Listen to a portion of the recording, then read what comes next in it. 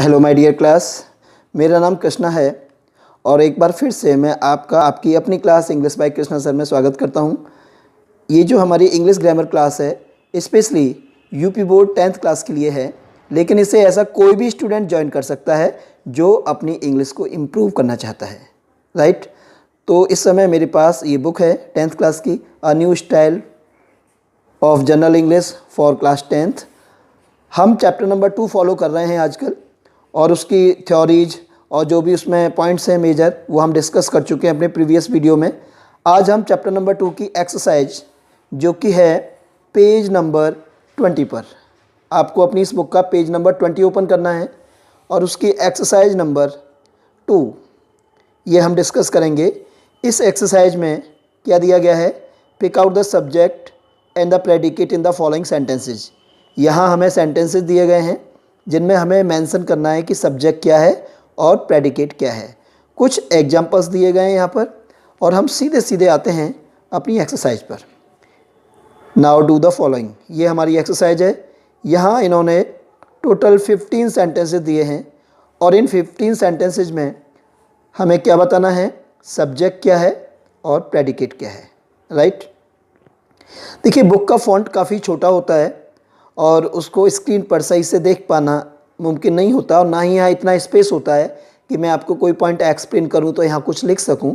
इसलिए मैंने ये सारे सेंटेंसेज, ये टोटल एक्सरसाइज मैंने नोट डाउन की है अपनी इस नोटबुक में। तो आप अपनी बुक ओपन करके रखिएगा। मैं एक बार फिर से बता दूँ, page number 20 chapter number 2 exercise number 2, okay. Pick out the subject and the predicate. तो ये एक्सरसाइज नंबर 2 है, इसे हम आज यहाँ सॉल्व करेंगे। मैं आपको इसका पूरा सॉल्यूशन दूंगा और इसमें जहाँ कहीं भी कोई ऐसा पॉइंट है जहाँ मुझे लगता है कि आपको कोई चैलेंज आ सकता है उसको मैं डिस्कस करूँगा। अब जो फर्स्ट सेंटेंस है, सेंटेंस नंबर 1, वो क्या है, डॉग्स बार्क। ये जो सेंटेंस है प्रेजेंट इंडेफिनिट का है और इसका सेंस क्या है, डॉग्स बार्क यानी कुत्ते भौंका करते हैं। तो हैबिट शो करने वाले जो सेंटेंस होते हैं अक्सर वो प्रेजेंट इंडेफिनिट में लिए जाते हैं। तो डॉग्स बार्क, कुत्ते भौंका करते हैं। अब इस सेंटेंस के अंदर सब्जेक्ट क्या है, डॉग्स, बार्क क्या है, प्रेडिकेट, राइट। तो मैं यहाँ केवल सब्जेक्ट को अंडरलाइन करूँगा, बाकी जो पार्ट है वो क्या है, प्रेडिकेट। तो ये हमारा सेंटेंस नंबर 1 है। अब हम आते हैं सेंटेंस नंबर 2 पर, girls slept. Girls slept sentence का टेंस क्या है, पास्ट इंडेफिनिट। कैसे पता लगा, स्लेप्ट से। स्लेप्ट सेकंड फॉर्म है और मैन वर्ब की सेकंड फॉर्म पास्ट इंडेफिनिट में यूज करते हैं हम, और ये स्लीप का सेकंड फॉर्म है, SLEEP। स्लीप का second form slept, SLEPT। Girls slept sense क्या हुआ, लड़कियां सो गईं। तो ये हमारा सेंटेंस नंबर 2 है और इसमें सब्जेक्ट है गर्ल्स। तो सब्जेक्ट होता क्या है, सब्जेक्ट या तो डूअर होता है यानी जो हमारे सेंटेंस में कोई एक्शन कर रहा होता है। यहाँ पे स्लीपिंग का एक्शन कौन कर रहा है, गर्ल्स, इसलिए ये सब्जेक्ट है। या फिर सब्जेक्ट हमारा वो होता है जिसके बारे में हम कुछ कह रहे होते हैं, ओके। जो कुछ कहा जा रहा है वो प्रेडिकेट होता है और जिसके बारे में कहा जा रहा है वो सब्जेक्ट होता है। तो गर्ल्स स्लेप्ट, हम किसके बारे में बता रहे हैं, गर्ल्स के बारे में, इसलिए गर्ल्स क्या है, सब्जेक्ट, और यहाँ स्लेप्ट ये वर्ब है लेकिन ये इस समय किसका पार्ट है, प्रेडिकेट का। सब्जेक्ट को अगर निकाल दिया जाए तो बाकी जो रेस्ट ऑफ द पार्ट है सेंटेंस का, बाकी जितना भी सेक्शन है वो सब किस में आएगा, प्रेडिकेट में। अब sentence number 3, the sun sets in the west. आप कोई भी सेंटेंस ले रहे हो आपको उसका टेंस और सेंस पता होना चाहिए।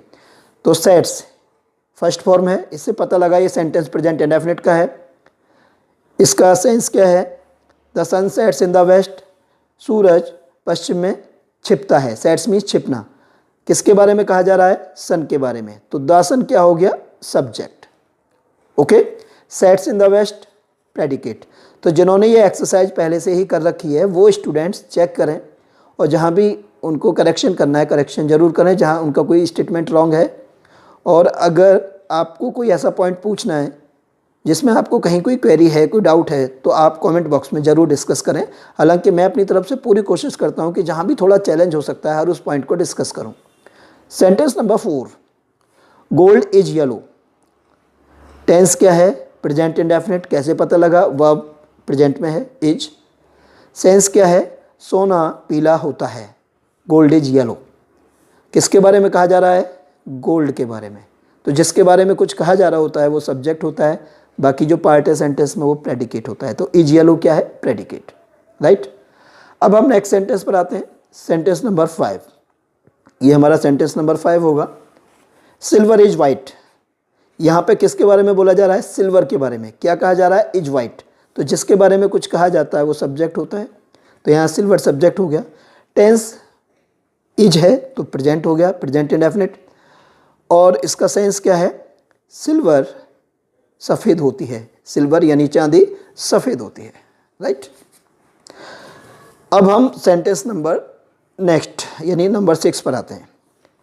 माई younger brother lives in Delhi. Verb क्या है? लिव्स। तो सेंटेंस का टेंस क्या हुआ? Present indefinite, okay. और इसका सेंस क्या हुआ? मेरा छोटा भाई दिल्ली में रहता है। किसके बारे में कहा जा रहा है? माई यंगर ब्रदर, ओके। तो ये सब्जेक्ट है, लिव्स इन दिल्ली प्रेडिकेट है।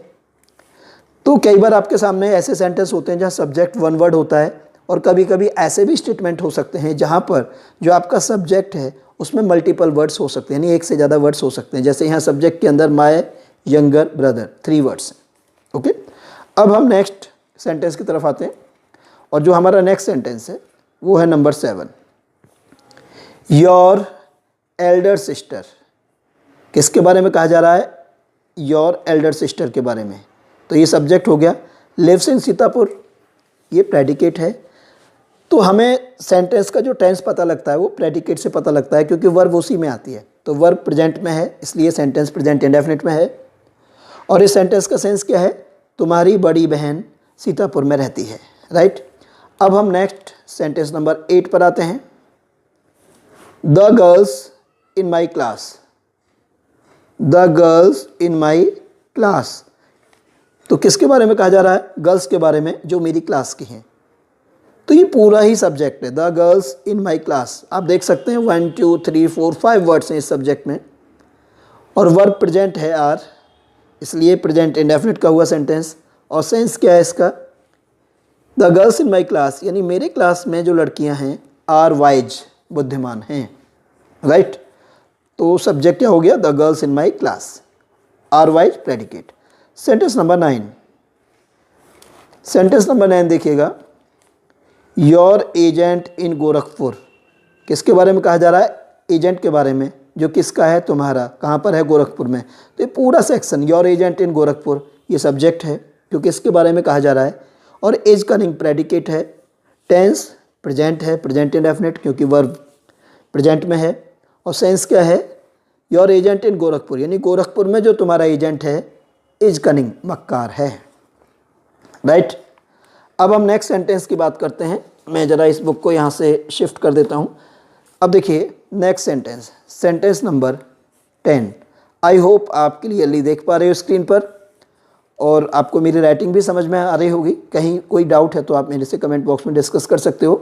The red bulb in my room. तो देखिए ये भी कंपाउंड सब्जेक्ट है। कंपाउंड सब्जेक्ट्स कौन से होते हैं? मैंने अभी बताया, जिनमें एक से ज़्यादा वर्ड्स होते हैं। 1 2 3 4 5 6। यहाँ पे सब्जेक्ट के अंदर 6 वर्ड्स हैं। तो हम किसके बारे में बात कर रहे हैं? The red bulb in my room. और जिसके बारे में बात की जा रही है वो सब्जेक्ट होता है। फ्यूज्ड ये वर्ब है जो कि पास्ट में है, इसलिए सेंटेंस किस टेंस में है? Past indefinite. फ्यूज यस्टरडे ये प्रेडिकेट है। सेंस क्या हुआ? मेरे कमरे में जो रेड बल्ब है वो कल फ्यूज हो गया, okay. The red bulb in my room subject, fuse yesterday predicate. अब हम सेंटेंस नंबर 11 पर आते हैं। Sentence number 11। The yellow flowers in my garden. अब देखिए ये टोटल यहाँ से द से लेकर गार्डन तक क्या है? सब्जेक्ट। 1 2 3 4 5 6 वर्ड हैं सब्जेक्ट में, और ये कंपाउंड सब्जेक्ट है। वर्ब प्रेजेंट में है तो सेंटेंस प्रेजेंट इंडेफिनिट का हुआ।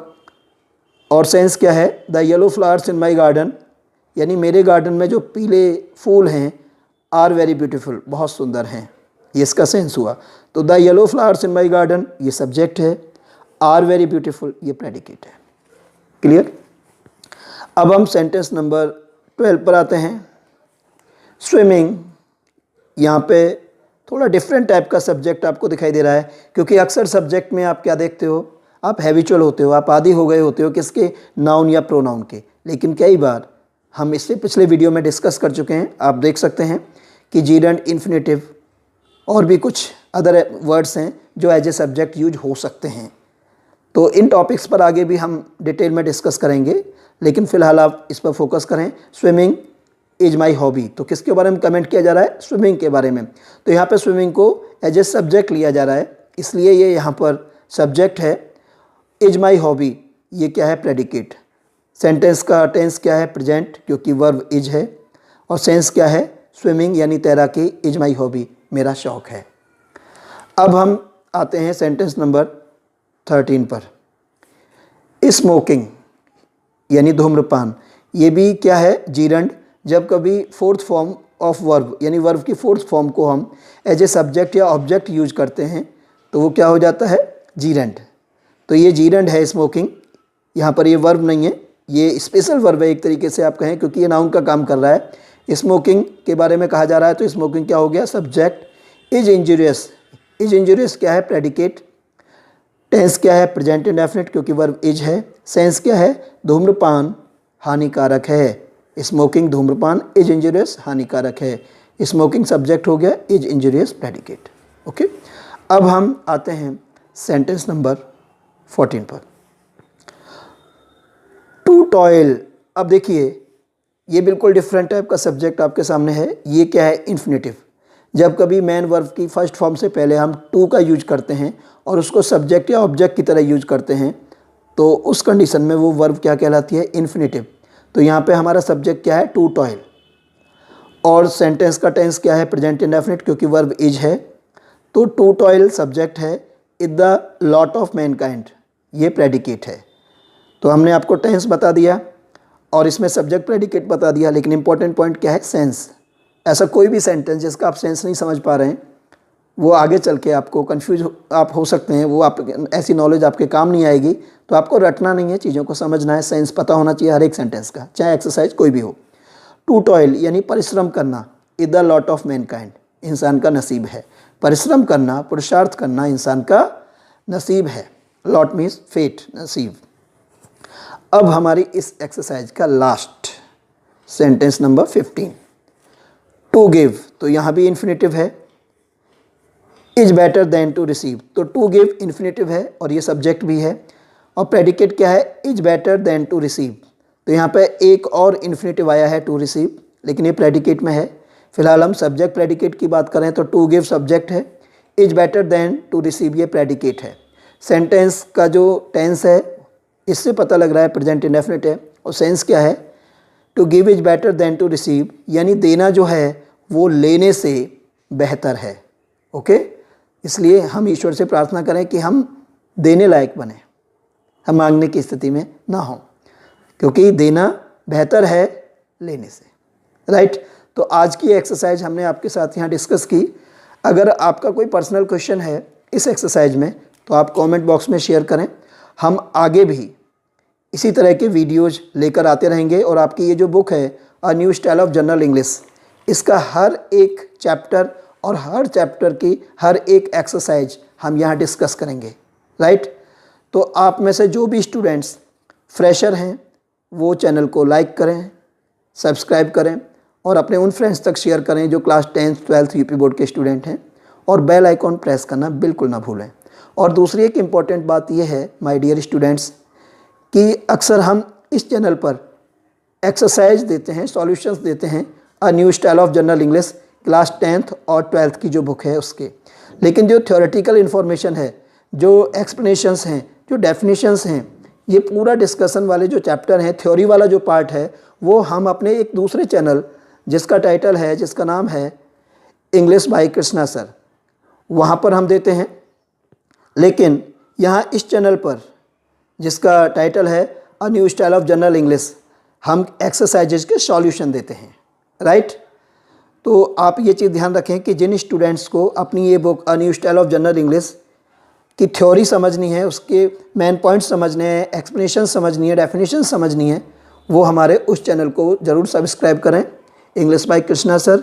और जिनको एक्सरसाइजेज के सॉल्यूशंस चाहिए, जिनको एक्सरसाइजेज करनी है, वो इसी चैनल पर हमारे साथ जुड़े रहें। चैनल का नाम आप जानते ही हैं, a new style of general English. Okay, ये आपकी बुक का भी टाइटल है। So thank you very much कि आपने मुझे इतना गौर से सुना, और मैं इंतज़ार कर रहा हूँ आपका कोई भी कमेंट अगर मुझे मिलता है, कोई क्वेरी अगर आती है तो मैं उसको ज़रूर अटेंड करूँगा। I will be back with a new topic.